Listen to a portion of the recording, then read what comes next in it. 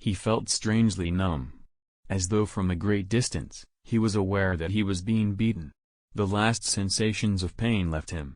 He no longer felt anything, though very faintly he could hear the impact of the club upon his body. But it was no longer his body, it seemed so far away. The aim of life was meat. Life itself was meat. Life lived on life. There were the eaters and the eaten. The law was, eat or be eaten. He did not formulate the law in clear, set terms and moralize about it. He did not even think the law, he merely lived the law without thinking about it at all.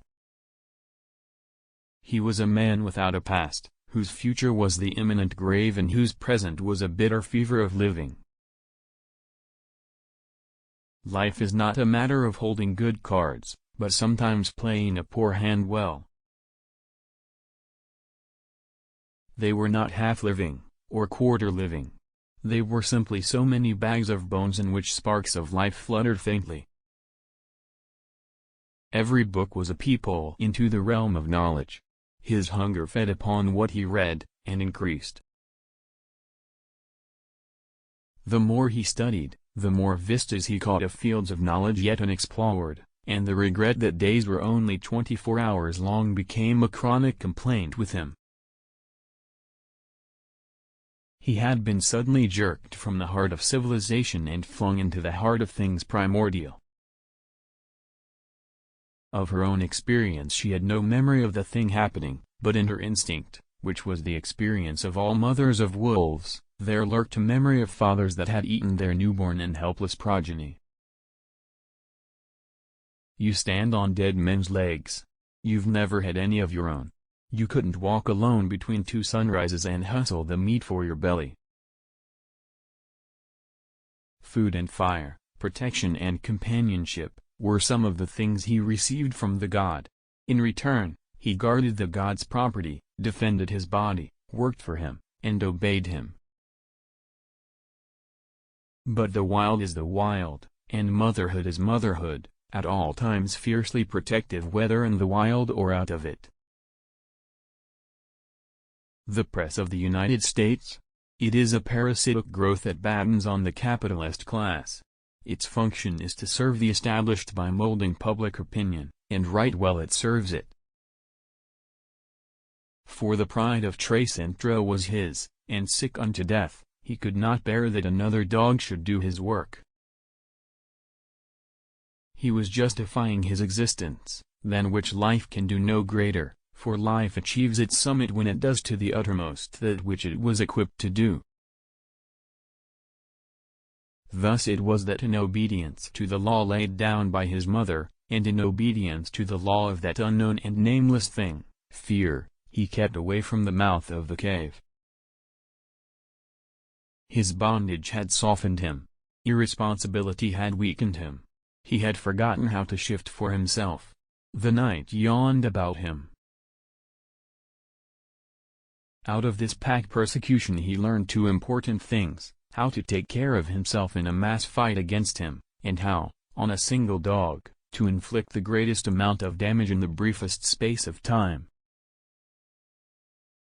I would rather be a superb meteor, every atom of me in magnificent glow, than a sleepy and permanent planet. The proper function of a man is to live, not to exist. The human race is doomed to sink back farther and farther into the primitive night ere again it begins its bloody climb upward to civilization. I would rather be a superb meteor, every atom of me in magnificent glow, than a sleepy and permanent planet.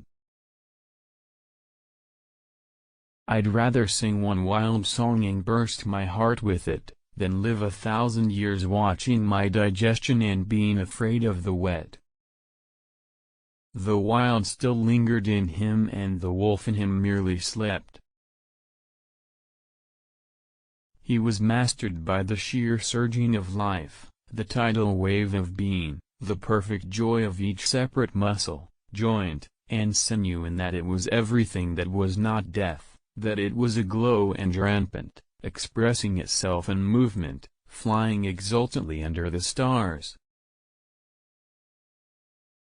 Don't loaf and invite inspiration, light out after it with a club.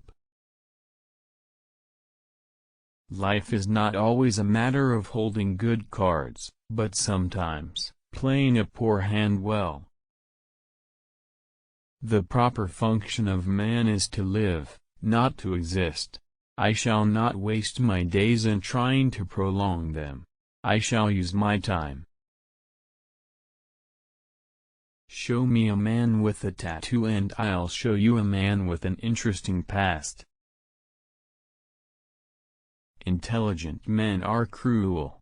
Stupid men are monstrously cruel.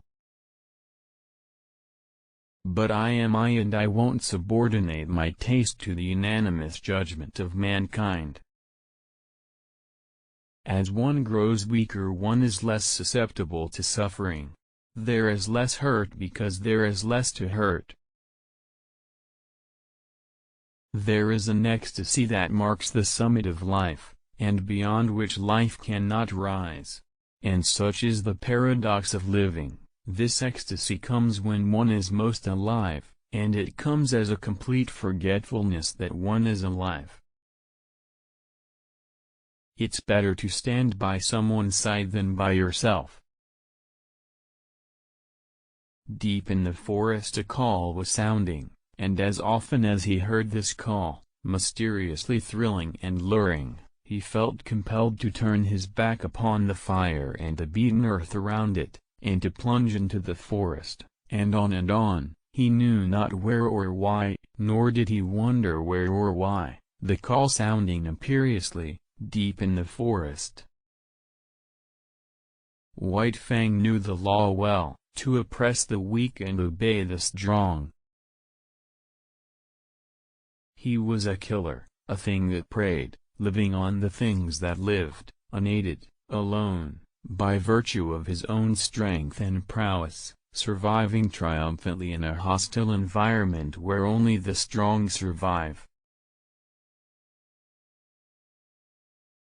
He was sounding the deeps of his nature, and of the parts of his nature that were deeper than he, going back into the womb of time. The ghostly winter silence had given way to the great spring murmur of awakening life. His conclusion was that things were not always what they appeared to be. The cub's fear of the unknown was an inherited distrust, and it had now been strengthened by experience.